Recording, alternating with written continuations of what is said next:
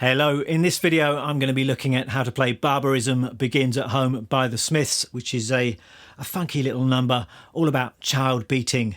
And I've been meaning to look at some Johnny Marr stuff for quite some time. I'm sensing that people are getting a little bit restless. I think every week I get comments and requests for various Smiths tunes. And I think in the past I promised that I was going to look at some non-Smiths Johnny Marr, and that is still something that I'd like to do. Do let me know if you've got any particular requests, but I could look at some of his solo material or the stuff he's done with the Electronic, the Cribs. I love the stuff he did with Modest Mouse. There's so many good tracks to choose from. But for this video, I'm looking, as I say, at a Smiths classic. So let me get straight on with it and I'll show you how it's played. Now, this one is from 1985 and it appears on the second Smiths album, Meat is Murder. And I was going to say that this one's got quite an unusual sound for the Smiths because it is a overtly kind of funky track. But I do think that generally the Smiths were quite a funky kind of a band. I know that Johnny Marr has spoken about the influence of Nile Rodgers on his guitar playing, and certainly the rhythm section are amazingly funky. And this track really is driven by the bass line. It's, I think, one of Andy Rourke's best bass lines, and if I ever start up a bass guitar YouTube channel, this would definitely be one of the bass lines that I would look at. And this track is 7 minutes long, and the whole second half of the track is this extended kind of funky jam. So what I'm going to do is I'm going to take you through the main riffs of the tune that you hear at the start, and then I'm also going to try and discuss what's going on towards the end of the song, where it is a little bit hard to decipher exactly what's happening. I think generally with Johnny Marr stuff, he does kind of layer all of these guitar parts. It's sometimes quite hard to pick out exactly what's going on, but I'm going to do my best here. Just a quick word on the tuning, and very often in the Smiths days, Johnny Marr would tune all of his strings up a tone or a whole step, and I think the idea there was just to put the songs in a slightly higher key, which tended to suit Morris's vocals a little bit better. And if you look at live footage, you can actually see that he's playing this song and all of the strings are tuned up higher, so you can do it that way if you want. But I thought, just to keep things straightforward in this video, I'm going to do this in standard tuning, no capo, and there is actually a video of Johnny Marr playing it that way. I think it might have come from his Instagram. He just kind of runs through the main riff and he's just playing it in standard tuning, so that works as well. But obviously if you want to play along to the original recording, you're going to need to put the guitar in the original key, either by tuning up all the strings or putting a capo on at the second fret. The opening riff then.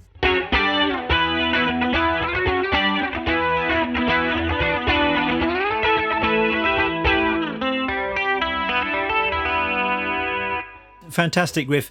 We're in the key of E minor, so I'm going to be talking about this song in the key of E minor. I know that in the studio recording it's in key of F sharp minor, but I think this is the most straightforward way to do it, so I hope everybody is okay with that. And really the whole song is based on the same repeated chord progression, which essentially is 2 bars of E minor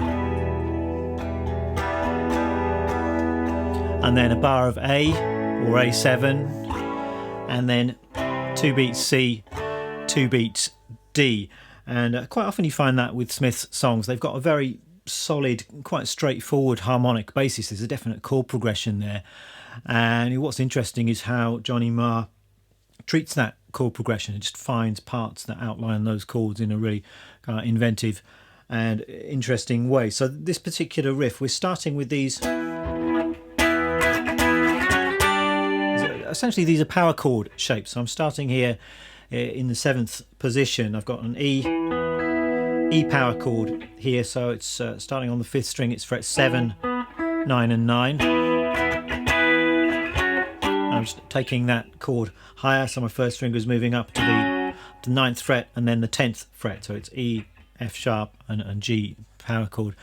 And one little subtlety, if you listen to the recording, you can actually hear some higher notes in there as well. So I don't think he's just playing power chords here. At first I thought he was kind of barring all the way across and you're getting these 2 notes on top, that kind of E sus2 sound, but I'm not hearing this F sharp note in there. So what I guess is going on, it might be he's doing something clever with layers of guitar, but you can even hear these high notes on live recordings where there's just one guitar track. So I think he's probably barring with his first finger, but if you're fairly relaxed with the bar, you can manage to catch that top note but just mute the B string and you get this sound.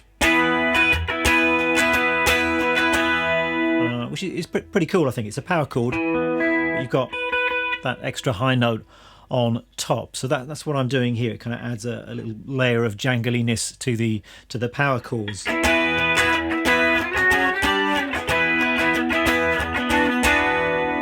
And then at the end of that section of the riff, I'm just lifting up my pinky, my little finger, and you got this kind of sound. So there I am barring all the way across, and that's giving you, not sure what you would call that. It's a kind of seventh chord with a two, a 7 sus2. Would that be the correct name for that chord? Who's the guitar teacher here? Yeah, I'm gonna say it's a 7 sus2, E7 sus2 sound.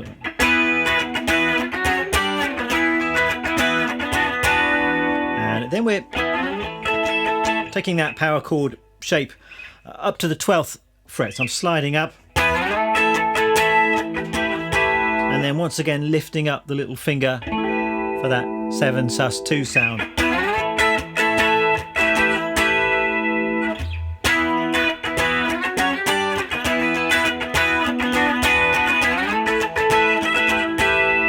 And then we've got this lovely kind of intricate single note arpeggiated phrase.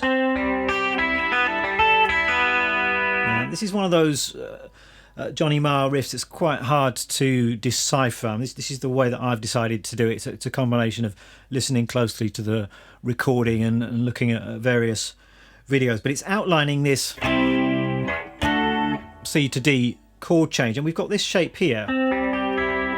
So I've got my third finger 10th fret on the D, first finger is 8th fret on the B, and then you've got some open strings in there as well. So another kind of beautiful sound. You've got the kind of the root and fifth of the C chord. Got that fifth in 2 octaves there, and then you've got the E on top. So that's the third. So it's a C sound, but played in a kind of more interesting way than just playing a triad or an open position chord. And then we're just taking that shape up 2 frets. And the interesting thing is the way he's arpeggiating this. So on this first chord, I'm just playing it like this, just arpeggiating that straight from low to high. And then on this second shape, I've decided to do it like this. So actually lifting up my first finger, and I've got a hammer on from the open B to the 10th fret, and then I've got open third string, and then the 10th fret on the B again, and then I've got 2 open strings, so open top string and open B string.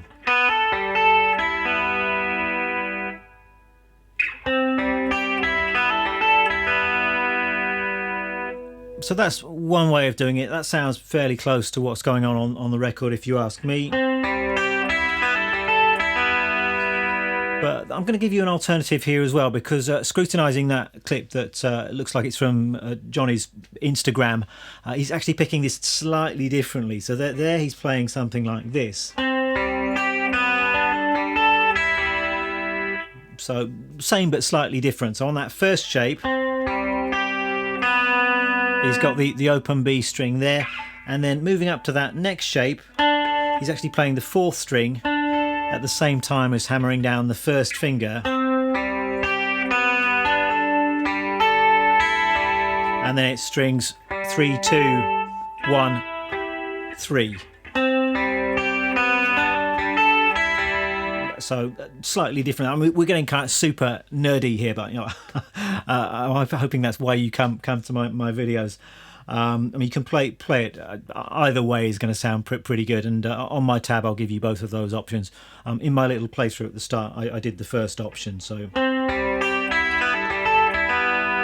and the tune is actually starting with a couple of chord hits. We've got the F sharp going to the G just right at the top of the tune, which serves as a little pickup before the downbeat proper of the song. You've got 1 and 2 and 3, and then you're into the main riff. So that's the opening riff. I might just talk a little bit about your strumming hand. It's got that funky kind of 16th note feel. You don't need to overthink this too much, but just keep your strumming hand loose and relaxed. And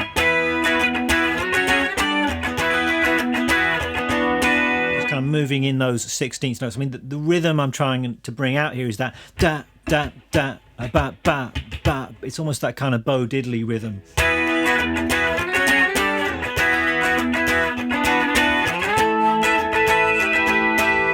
And then we're going to have to switch into arpeggio mode for the second part of the riff. And here you've just got to be nice and accurate.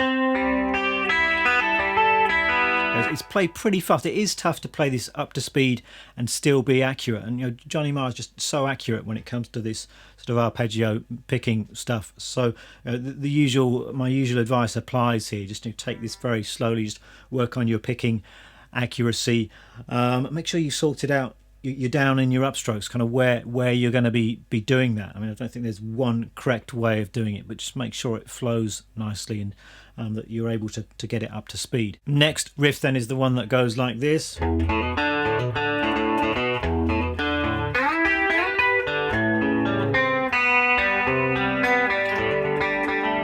So another fantastic riff. It's really outlining those same chord changes. So we're starting on the E minor, and we've got this kind of low, twangy, it's kind of a rock and roll sounding riff. So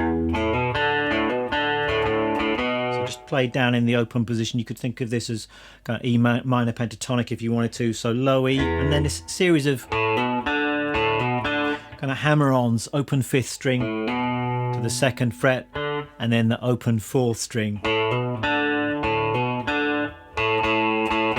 And then we're just playing the 5th string twice, 3 times, and then another B note.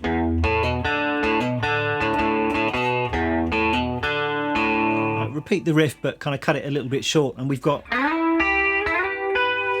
these little 2-note shapes a bit higher up the neck. So we've got an E and a G, and then a G and a B, just played on the 2nd and 3rd strings. And still thinking about the E minor chord, you could think about these notes as being chord tones. It's one way of thinking about it would be they're partial triads. So you've got the root and the flat 3rd here, and then you've got the flat 3rd and the 5th of the E minor chord.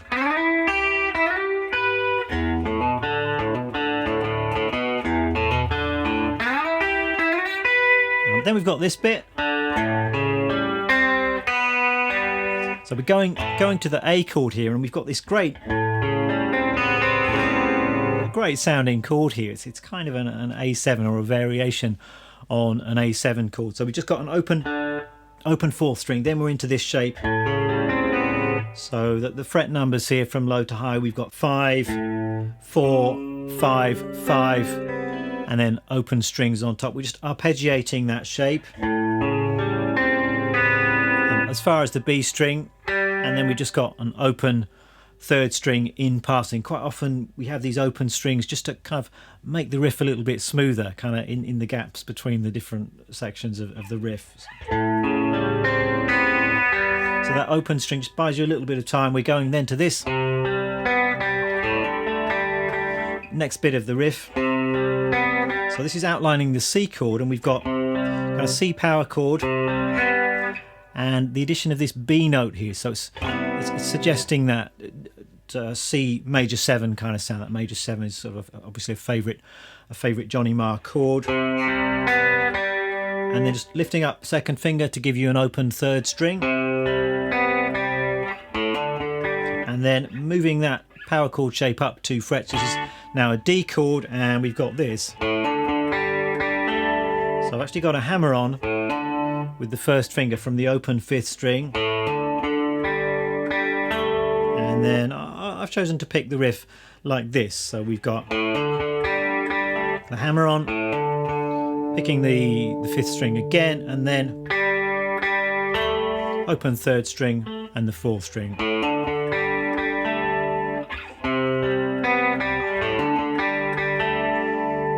And just for an extra level of nerdiness, there is actually a slight variation you can hear on that clip that I mentioned earlier. I think he's playing it like this. So just slightly different picking on that 2nd chord. Again, I'll show that in my tab if you're interested. So that's the main riff. When it repeats, there's sometimes this variation on this A7 chord, or this A7 sharp 9 chord, whatever it is. going all the way through that chord as far as the open top string.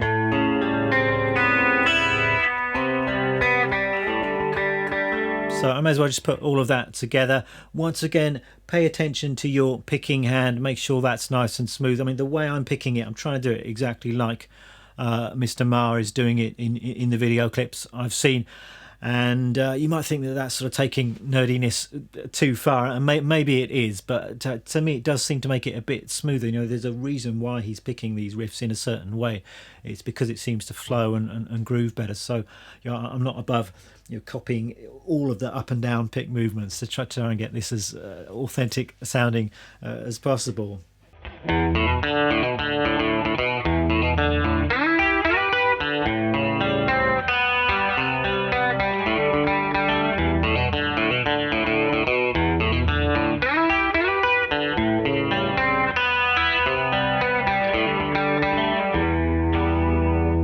Let me talk about the ending of the track then, and it's really just this extended funky jam, and it's played quite loosely. They're obviously having fun, so I'm not going to try and describe exactly what's going on here note for note, but there seem to be three basic riffs that I'm hearing. The first one is this high funky part, so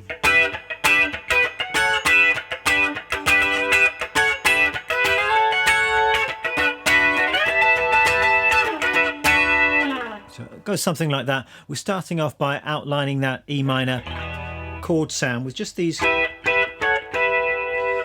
think, hearing kind of mainly triad shapes here. It could be a 4-note E minor shape, or just the top 3 strings at the 12th fret, and then taking that up to the 14th fret.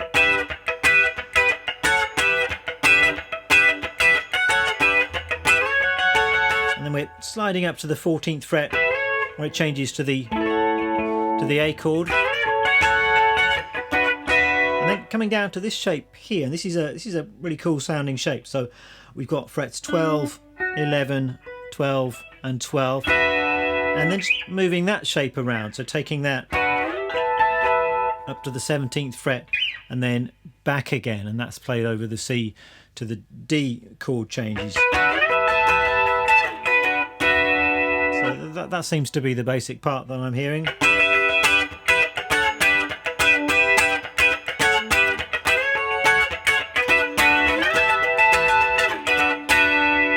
Really cool part, and then at various points he's just playing around with that shape, and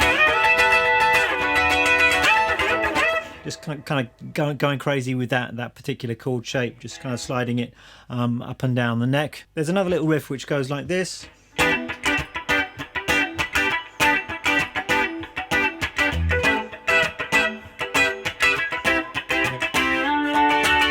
So outlining those same chords. This time we're playing an E minor 7 chord like this. 2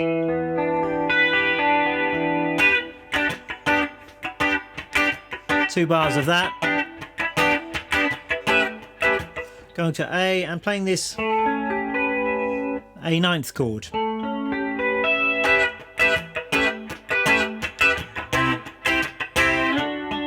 And then just C to D, so mainly just playing the top 4 strings here. So, and just sliding that up to the D.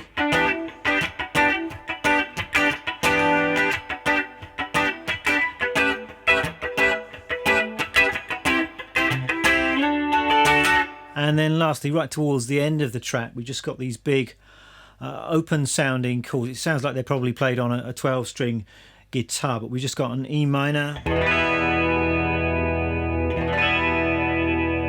going to an A, which I'm playing like this, so open 5th string, then just a triad and an open top string, and then we've got some more of this 9th shape. We had the A9 up here, but now we're going C, taking it down 1 fret to a B9.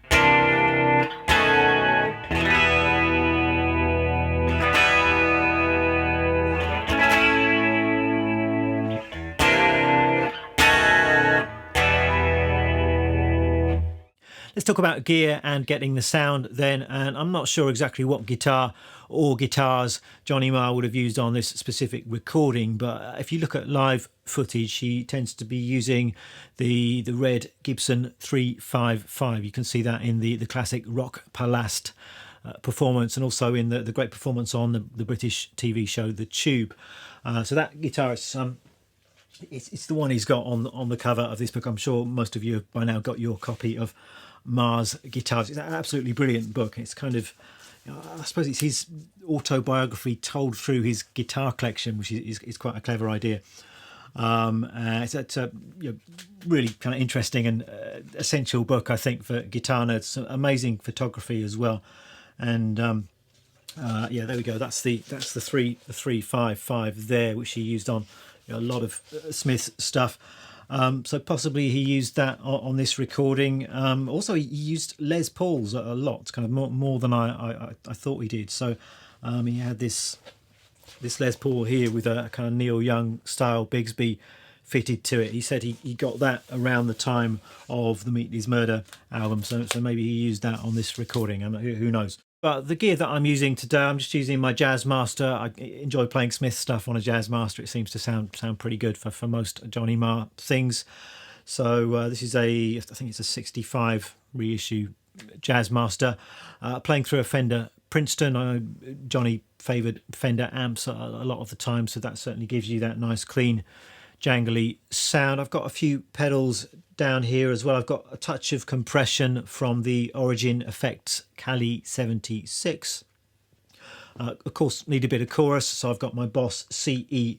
This is the Wazza Craft CE2. I've got an original CE2 as well, but to be honest, the Wazza version is even better because it sounds identical to the original, but you've got these extra 2 modes as well, so you can get some CE1 sounds in there. Then I've got just a little bit of delay from a Boss DD3, and I've also got my overdrive pedal on as well, not to achieve an overdriven sound, but just to sort of thicken things up a little bit. I tend to do that even with clean sounds, just to have an overdrive pedal on with the gain set very low. So let me just kind of give you some of these sounds. And if I start with all of the pedals switched off, this is just the clean sound.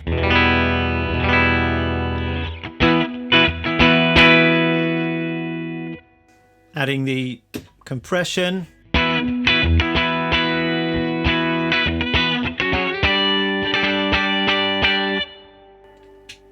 Touch of overdrive.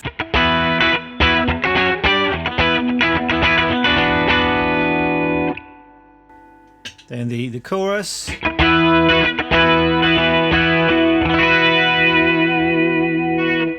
And then finally a little bit of delay.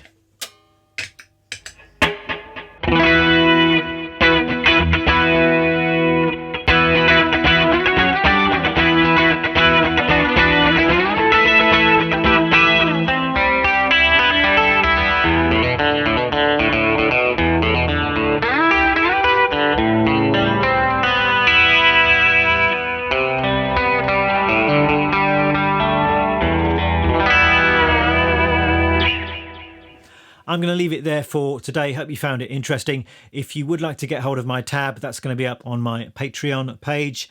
And there's no backing track this week just because I decided to play the tune unaccompanied. But I do spend quite a lot of time on my tabs, just trying to make them as accurate and as beautiful as possible. So grab that if you're interested, and do let me know your non-Smiths Johnny Marr requests too, and I'll try and make that happen a bit later in the year. Thanks for watching, and I'll see you next time.